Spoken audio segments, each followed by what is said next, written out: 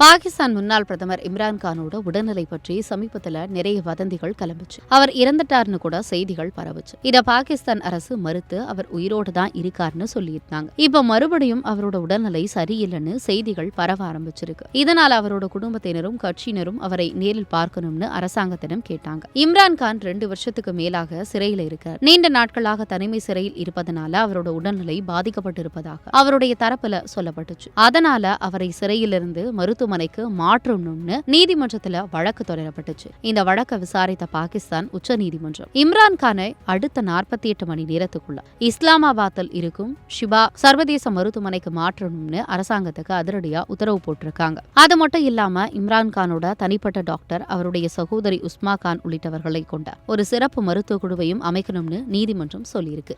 இம்ரான்கானோட குடும்பத்தினர் அவரை வாரத்துக்கு ஒரு முறை நேரில் சந்திக்க ஏற்பாடு செய்யணும்னு அரசுக்கு கோரிக்கை விடுத்திருக்காங்க. இதுவரைக்கும் குடும்பத்தினரும் வழக்கறிஞர்களும் அவரை சந்திக்க பல கட்டுப்பாடுகள் இருந்த நிலையில அந்த கட்டுப்பாடுகளை தளர்த்தவும் நீதிமன்றம் சொல்லிட்டாங்க. அதே நேரத்துல இம்ரான்கானோட மருத்துவ அறிக்கைகளை வச்சு யாரும் தேவையில்லாம அரசியல் செய்யக்கூடாது, அவருடைய மருத்துவ விவரங்களை ஊடகங்களில் வெளியிடக்கூடாதுன்னு நீதிமன்றம் அறிவுறுத்தி இருக்கு.